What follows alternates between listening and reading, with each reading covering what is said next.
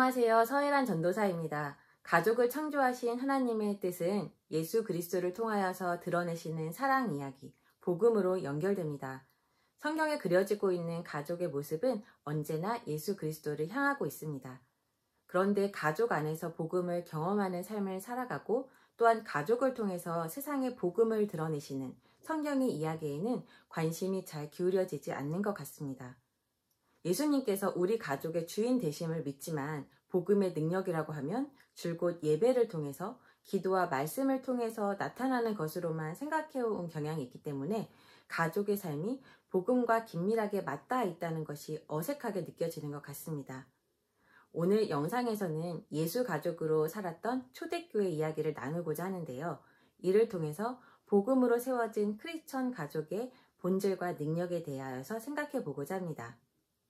고대 사회에서 변방의 작은 종교 집단에 불과했던 그리스도인 공동체가 수세기에 걸쳐서 유례없는 부흥을 이룰 수 있었던 배경, 특성을 이야기할 때 초대교회가 형성하고 있었던 관계성이 주목되곤 합니다.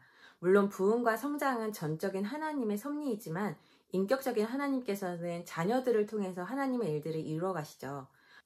먼저 간단히 당시 사회적인 배경을 살펴보면 로마 제국은 자신들의 세력을 확장해가면서 현지인들의 사회적인 모임, 소그룹 공동체를 장려하였고 이로써 다양한 목적을 지닌 상업적인 목적, 철학적, 교육적, 종교적 목적 등 다양한 목적을 중심으로 하는 많은 공동체가 형성되었습니다. 때때로 초대교회 공동체는 성경을 공부하는 교육 공동체, 철학적 공동체로 여겨지기도 하면서 그렇게 사회 안에 존재하였던 것이죠. 다양한 공동체들 가운데서 초대교회에서 두드러지게 나타나는 독특한 특성을 살펴보면 먼저 성경을 비롯한 고대의 문헌들은 친밀한 가족적 관계를 맺고 삶을 공유하였던 모습에 주목하고 있습니다. 단순히 가족적 친밀함을 개념적으로만 중요하게 강조했던 것이 아니라 실제로 친밀한 가족적 관계를 맺으며 살았던 것인데요. 공동체 중심의 삶을 살았던 고대 사회에서 이러한 유대 간 친밀감은 낯선 개념이 아니고 또 공동체의 근간을 이루는 본질이지만 공동체 구성원 간에서 가족적인 관계를 맺으며 살아가는 것은 평범하지 않은 독특한 모습이었습니다. 또 다른 독특성은 타인을 향한 환대, 개방적인 관계에서 찾아볼 수 있습니다.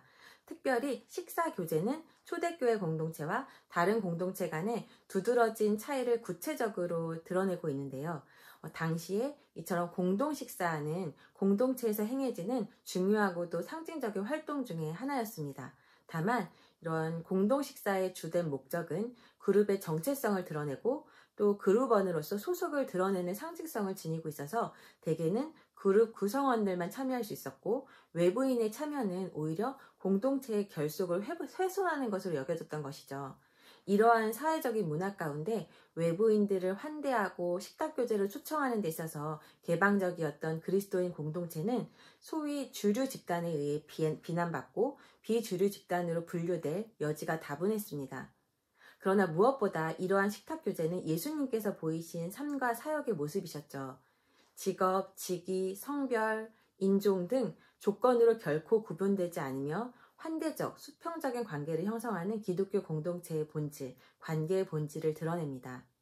비록 사회로부터 소외되고 비주류적 존재로 여겨졌지만 초대교회가 형성하였던 친밀하고 환대의 관계는 공동체 안에서 복음의 능력을 경험하며 또한 그 능력을 공동체 밖으로 드러내는 중요한 통로였습니다. 이처럼 복음은 친밀함, 용납, 환대의 관계로 나타나고 이러한 타인에게 열려진 친밀한 삶은 또한 복음의 능력을 경험하게 합니다. 이는 초대교회에만 국한되는 것이 아니겠죠. 복음으로 세워진 공동체라는 공통 분모를 지닌 가족과 교회는 이처럼 복음에 합당한 삶을 살아가며 각각 하나님께 부여받은 거룩한 영역에서 맡겨진 사명을 이루어갑니다. 낯설음에 직면하고 다름을 수용하고 타인을 환대하며 때로는 그 가운데 겪어내는 갈등과 시행착오의 과정들은 미처 알지 못했던 것들을 깨닫게 하고 보지 못했던 것들을 보게 하시는 하나님의 교육 방법 중에 하나입니다. 이러한 과정을 통해 서로 안에 수많은 이야기들이 쌓여가고 우리 안에 섭리하시는 그리스도의 사랑을 알아가며 살아있는 복음의 이야기로 쓰여집니다. 안타깝게도 오늘날 우리들은 나와 다름을 수용하고 타인을 환대하는 태도를 상실하고 나, 내 가족, 내 공동체를 중시하는 나 중심적인 삶을 살아갑니다. 때문에 의도적으로 훈련하지 않는다면 사회가 형성하고 있는 거대한 사조에 함몰되어서 그리스도인의 삶을 살아가게 하는 진정한 가치를 잃어가게 될 것입니다. 개개인은 너무나 존귀한 존재이며 존중받아야 마땅하지만 나의 관점만 추구하는 삶은 세상을 향하신 하나님의 섭리를 이해할 수는 있겠으나 결코 하나님의 뜻을 살아낼 수 없습니다. 복음의 능력을 온전히 경험할 수 없습니다.